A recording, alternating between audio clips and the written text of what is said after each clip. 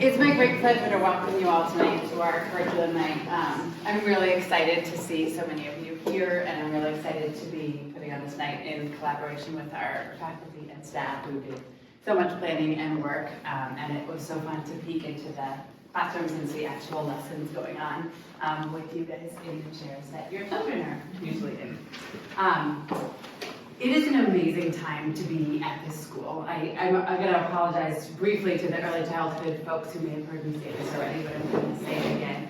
As a faculty and staff, we are living with this question of what it means to be a Waldorf school right now in this time and place for the students that are coming through our doors, so for your children. And we are living with that question in an everyday way and in a really real way. And as we live with it, what is being reaffirmed for us is our deep commitment to Waldorf education and its philosophy, and to our deep commitment to bringing our academic offerings in a way that align with best practices and the newest research in child development, and really looking at how children actually learn. And as we look at these two commitments, I think what we find is that they are not in any way at odds with one another. In fact, very often, the latest research in child development or the latest research on how children best learn skill development align with what we have been doing and what we have been offering. So it's really an exciting time to be here in this community at this school. And what we are bringing tonight is an update for all of you in the ways in which we are bringing our academic offerings. And as educators, our faculty knows that there's always more to learn, there's always growth, and there's always an ability to strengthen. And we have some wonderful updates that we've made to our literacy offerings and our math curriculum that both align with Waldorf philosophy and align with best practices and what we know about the science behind how children learn. So to update you on our academic offerings, I am so very pleased to introduce our pedagogical coordinator, Abigail Deal-Noble. I know you all know her, but she's been teaching here for 19 years. She's a Rhodes Scholar. She was educated at Oxford, and she has a master's in English. She has taught in our middle school, primarily in English. She's taught in our high school, and now she's our 5th grade class teacher. And she's going to focus tonight on literacy, but she's also going to update you on our math curriculum. Thank you for coming out tonight, and I am really excited to talk about these two things that Emily just named. That is, what are the strengths that have always been part of Waldorf education, the strengths that drew you, that made you want to have your child here, many of which have been reaffirmed by neuroscience and best practices in education, and then what are those changes, those tweaks that we're making. But before we do any of that, I want to tell you a tiny story about how I found Waldorf, which was a very long time ago because I was 25. And for me, I like to come back to this occasionally because it reinforces the why. The why I'm a teacher here, the why my 3 children went through this school, the why of it all. And when I was 25, I was a counselor at Circus Smirkus, a youth circus in Northeast Vermont. And it was a great job because I got to spend the summers with 40 kids between the ages of 12 and 18, touring around on the bus, performing 2 shows a day at different little New England towns, and they were performers, and it was amazing to be with such artistic, dedicated kids. I loved it. I've always loved being around artists. And I noticed there was a group of kids that really stood out from the others, and I asked what it was, and I found out they were all seniors at a Waldorf high school, High Mowing. It turned out High Mowing had a circus arts program, and a lot of circus kids came into Circus Smirkus. And here's what I saw.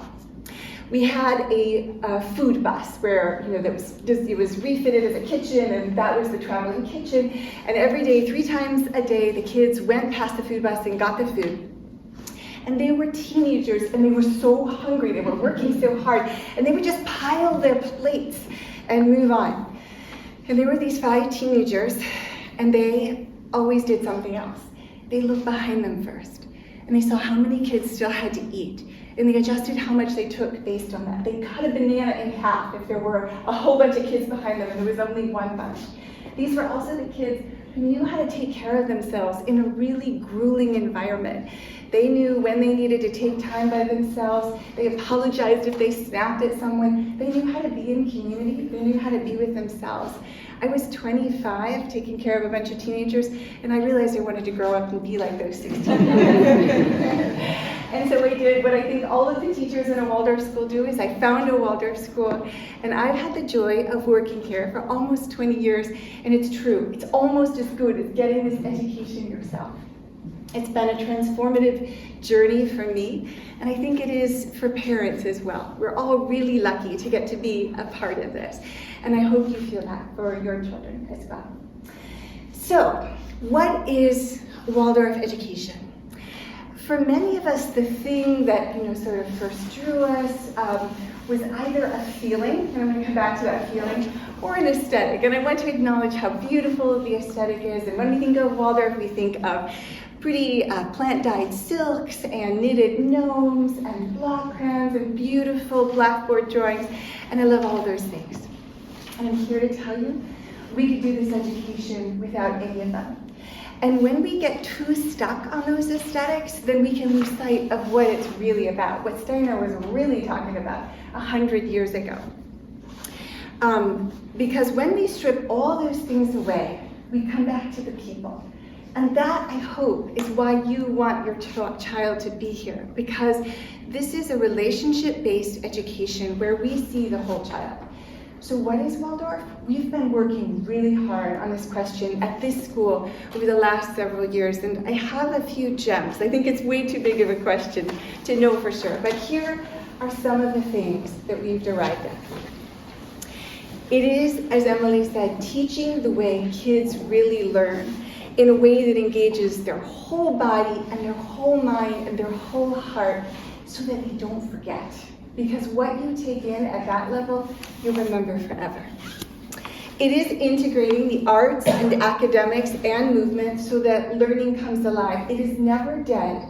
It is never deadening. Steiner said, and I love this, if the children yawn, you're doing something wrong. It should be, learning is the most natural thing in the world, and it should be exciting. It is the teachers looking at the children in front of us and looking for what they need and using the cues they give us to respond. This is a deeply responsive education. And it's keeping in mind the whole child, the whole class, the whole family, the whole community. It's truly holistic. So, since that is always what we knew Waldorf was about, there's a lot of things that we're keeping the same as we innovate this education. And I want to name a few of them that have been reaffirmed by brain science and our best understanding of child development. The first is that research consistently confirms that concrete experiences are what we need to precede theory in order for learning to sort of take hold, for us to integrate it as our own. And of course, since some of you were just in the early childhood presentation, you'll know that is what the early childhood is all about. It's all experience.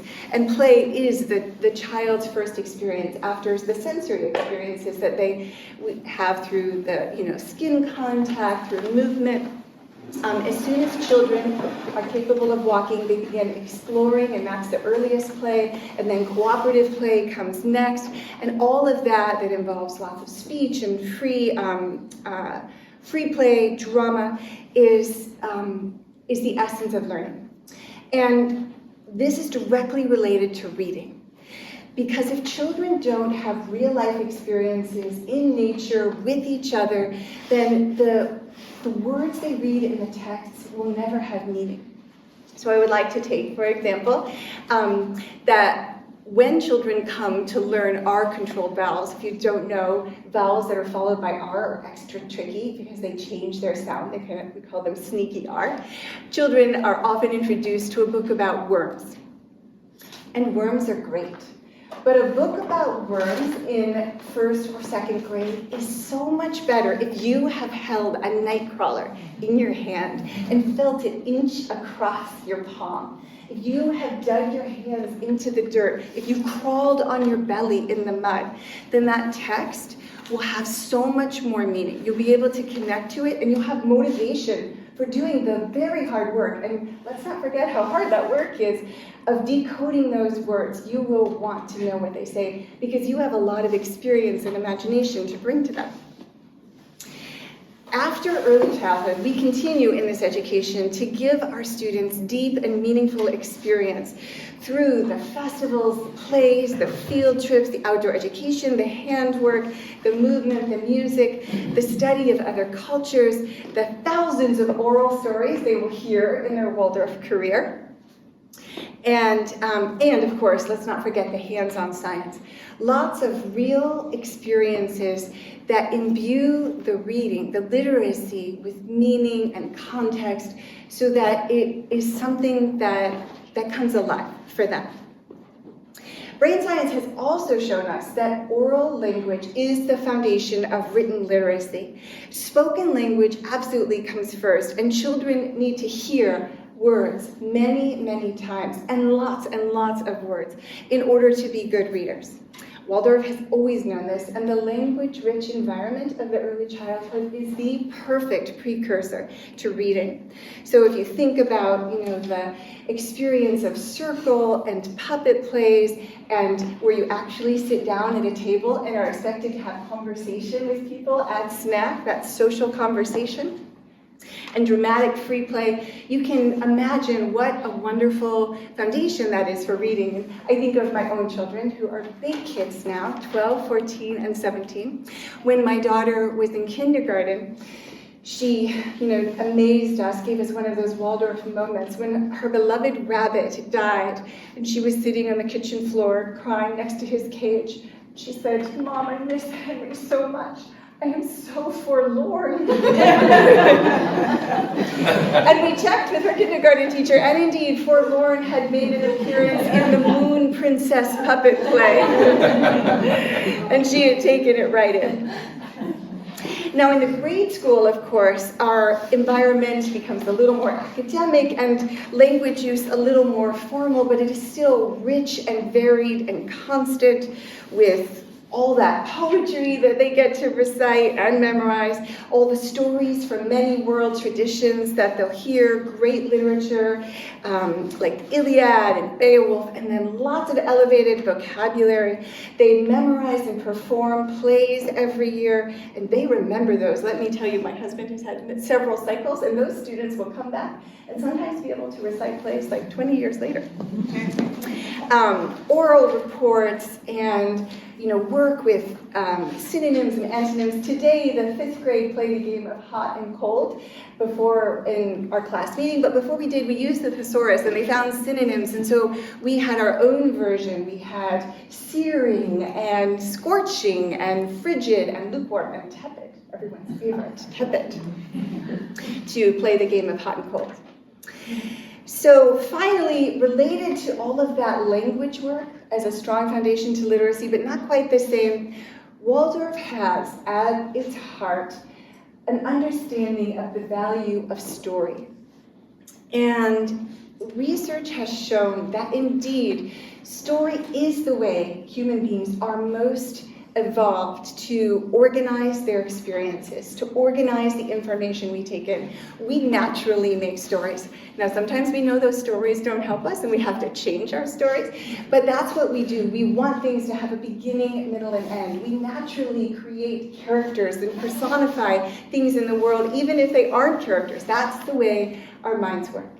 By using those stories, especially in the grade school, we bring what could be abstract ideas in full color so that children live into them. Steiner said that ideas should live like good friends.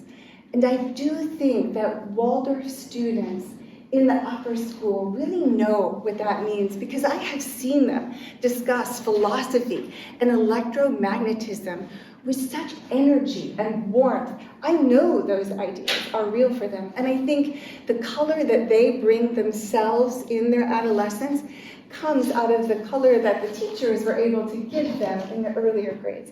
And then, as happens, they are able to make that on their own. And lastly, I just want to say a brief word about our specialty subjects. As you will have noticed, we spend a lot of time in Waldorf education on these arts, and it's a good half of your child's education. Music, handwork, woodwork, singing, outdoor education. And you might reasonably ask, especially in a time when we know that it takes a lot of time to learn literacy and math to the degree that we want our children to have them, why do we devote so much time to these subjects? And it is because they are inextricably intertwined to the development of intelligence. And we can see that, and research is bearing that out. So, for instance, music is actually a complex language like math or spoken languages.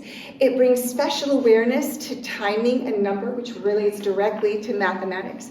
It comes with its own writing system, the study of which develops flexibility of thinking and supports learning other languages. It's also a deeply social art that helps students listen and respond well to others. Handwork and woodwork constantly use applied academics like measuring, complex counting, concepts of symmetry, reading and following directions, which is no small thing. If you've ever tried to follow a pattern, that really does take focus, attention, and intelligence. It also creates this incredible sensory experience of color and texture and line, beauty that enriches children's lives. Movement develops an awareness of internal and external space. And in the grade school, has a really important relationship in helping children understand a more objective reality. Playing games with rules is a really big milestone. And I think it's one of the places that children begin to learn a sense of fairness that moves into a sense of social justice.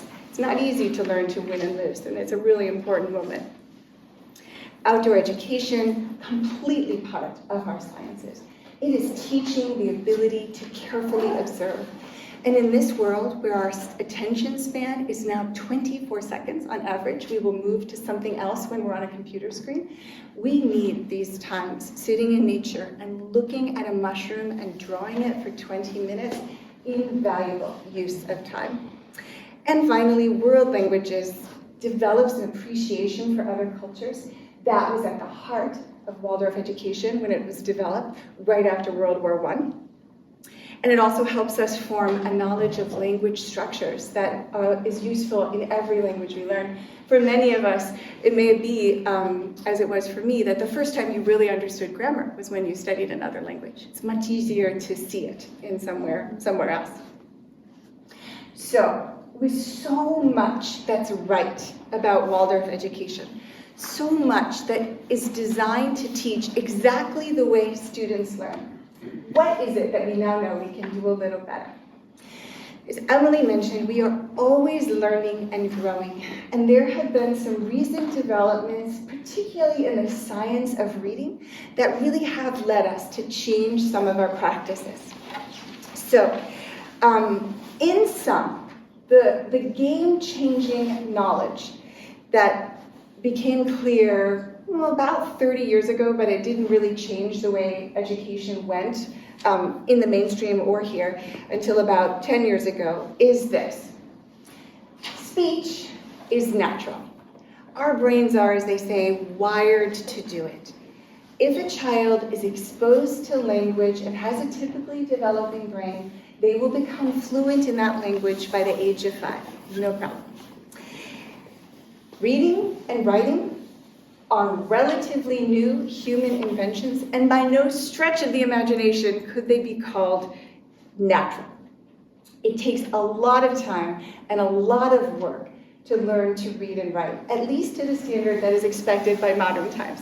As I like to tell my students, in the Middle Ages, it didn't matter how you spelled it, everybody spelled it however they wanted. But this level of standardization that we expect and a high level of literacy for everyone, that's really new. And our brains need a lot of time to get it. But not everybody. Research shows that about 15% of the population will have an easy time learning to read and write. For that 15%, if they're exposed to print, if they have a lot of books around, they will just sort of, and someone gives them a little bit of instruction, they'll just sort of pick it up, they'll take off, they'll become fluent readers, they will become fluent readers, they'll proficient writers, not always great spellers, but they'll do really well in all of those realms. As a former English teacher, you can probably guess I was in that 15%. But it turns out those English teachers who found it easy to read were designing methods of instruction that didn't work for most people. Another 15% were at the opposite extreme. About 15% of the population needs one-on-one instruction to learn to read because learning to map sound to symbol is extra hard for their brains. We now know that those people who find that hard often have other gifts in the visual spatial realm and movement. It's interesting how brains work. And then we have the 70% in the middle. 70% of people will learn to read, but to do it, they need systematic instruction in decoding, which is reading, matching sounds to print, and encoding, which is spelling, matching the print to the sounds. Without that systematic, careful, step-by-step instruction over years, that 70% in the middle will read if exposed to print and given some instruction, but they will never read efficiently. The practice that was used in almost all public schools and in Waldorf schools since 1950 was called whole language instruction. It mixed a little bit of phonics with a lot of context clues, with pictures, and it encouraged children to use what they called strategies, which were essentially guessing. For instance, look at the first letter of a word, look at the picture, decide what makes sense. It de-emphasized phonics with the goal of getting books in kids' hands and having them cozy up in the reading corner and read books. And it turned out they mostly weren't reading. They were spending a lot of time looking at the pictures. Students who were instructed in this way often managed to read well enough at first because the very early readers are simple text, and the guessing worked well because there were lots of pictures. But as they moved up through the grades, what pretty consistently happened was they became less and less efficient because they couldn't sound out the harder words, they didn't know how to spell, they were slower readers and poor spellers. This is a national problem. Many people today call it a national crisis. And in any major newspaper in the education section, you can read about how school districts are trying to solve this problem now. The bottom line is that many students in the last 60 years did not have the instruction they needed to become the readers that they could. Waldorf students were among these. And the only thing that's actually different about Waldorf education in this regard, we started a little later with the actual academic instruction, and it turned out that the strengths that we created allowed our students to mask the problem a little bit better. That is to say, our students are experts in stories. They tend to be great storytellers. They understand the arc of narrative. They tend to be awesome conversationalists and debaters. So I can attest with my 5th grade already. They tend to have elevated vocabulary, and they had enough life experience to make really good guesses as they read. They had everything they needed to read except the knowledge about how to crack the code. We now know how to teach children to crack the code. We don't have to guess. The science of reading is clear, and we know what we need to do, and we're doing it. That's the good news.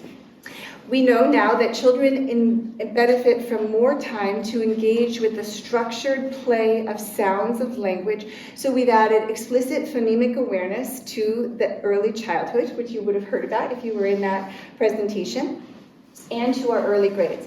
It turns out the ability to manipulate sounds, to delete sounds and add sounds and inverse sounds is really important as a major building block for reading. We've also learned that children benefit from more time to make the sound-symbol connection. It is a tricky connection for more children, and being introduced to it a little bit earlier and having a few more years to really understand it benefits that 70% in the middle.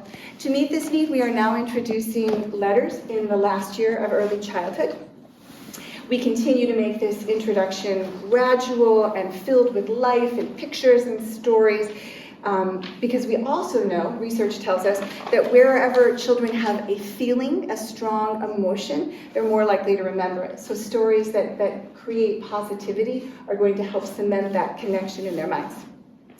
And then we come to the grade school, because after children get that basic sound symbol connection, that the letter B makes the sound B, then they need a lot of time to practice blending those sounds into syllables and those syllables into words.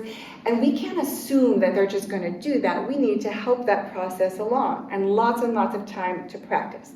And this is the work of grades 1 to 3.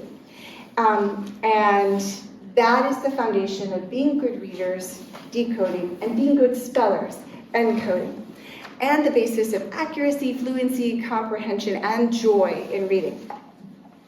Now, in doing all of these things, we continue to use our knowledge that children are, first of all, learners in their body. So there's lots of gesture and movement and mapping sounds onto the body, like lots of movement in it. We're using our body to sort of separate and the sounds, hat.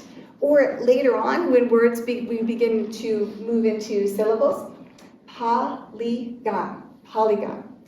That is the key to spelling. If students don't hear each of those sounds, they can't possibly spell them. So the fundamentals of reading are in grades 1 to 3. Beginning in grade 3 and then continuing into grade 4, we are really working on syllables and parts of words called morphemes. So morphemes are the smallest part of word that have a meaning, like the prefix on or the inflectional ending ing. At that same time, in grades 3 and 4, students are really working on what we call the Anglo-Saxon layer of language. So the everyday words that our children learned first, those pretty much all came from German or Anglo-Saxon. They're the shorter words, the easier words, and they follow patterned rules of spelling, like magic E, silent E, or adding S or ES. Which one of those do you add to make a word plural? It turns out that when a word ends with S or CH or X, then you need ES to make plural. In the middle grades, we move into something more complex, into the Greek and Latin layer of language. So it turns out all of the more advanced vocabulary in our language comes from those languages, and so we work a lot with root words. You'll see some examples out on those literacy tables if you take a look. Think of words like benevolent or spectator, formula, contradiction, academic words, science words. Those all come from Greek and Latin. Knowing those words helps students make the leap from stories, where they can kind of guess what's going to happen, to those more academic and scientific texts, where you really need to know what the words mean in order to understand what's going on. And we know students don't stop learning to read in grade 3. We used to have this phrase in education. We teach students to read, so students learn to read, and then they read to learn. But now we know that it kind of continues on. So we continue to teach reading strategies in the middle grades and reading out loud a lot. So here's something I didn't know 5 years ago. It's my final gem about literacy. Being someone who loves to read, I read silently to myself all the time, as anyone does once you sort of get out of school, I just assumed that the sooner children were reading independently and quietly to themselves, the better. What I didn't know is that however your child reads to you, when they read out loud, that's what they're doing silently. They might tell you, oh, no, I'm a much better reader when I read to myself. But if they drop endings, if they make up words, if they add things that aren't there, that's what they're doing when they read to themselves. Fluency requires lots and lots of reading out loud to get practice and to hear how students are actually doing. That turns out to work out very well for our school culture because older students need lots of opportunities to read out loud, and what better than to read to younger students? So we have reading buddy programs, reading theater in order, bringing in drama, and all of this supports the practice of fluency, which we now know doesn't end at grade 3, it doesn't end at grade 5, but it's really the whole grade school years, grades 1 to 8. Then we're finishing up with the building blocks of literacy, and students can move confidently into the high school with that accuracy and confidence that we want them to take into the next step of their academic careers. So we've made a lot of good changes, I think, in this matter of literacy, but we have also learned a thing or two about math. So I wanted to take a few minutes to finish up about this other foundational skill. So in math, Waldorf is especially famous for, in first grade, the counting of gems or acorns or pine cones, and those manipulatives are wonderful. But it turns out we shouldn't stop with just counting in first grade. We now know that all numbers are expressing a physical relationship, something that's happening in the visual and spatial world. And the more kids can get an experience of that, the better they'll do at, once again, mapping the symbolic onto the real world. In many ways, math and English, they're just two different kinds of language. And the tricky part is being able to remember the relationship of the symbolic to the physical. So we've brought manipulatives all the way through the grades up to grade 6. And you'll see a table out there. I encourage you to explore them. If you ever forgot how to divide fractions, if there was an algorithm you couldn't remember, it may well be because when you learned that process, you learned it as a trick. It was something that you memorized, the manipulation of numbers. But it is representing something real that's happening. So the more we work with Cuisenaire rods and fraction kits, Unifix cubes, students learn to build their number sense up in the physical world and then translate that into number expressions and equations. And the learning that they do is on a much stronger foundation. They can't forget it because they can always recreate it. They understood it when they learned it. So the hands-on is absolutely aligned with the way Waldorf has always, its fundamental values, and it's something that we know a lot more how to do. And the other thing that has been a little adjustment in our math teaching is that we work a lot more now on math reasoning.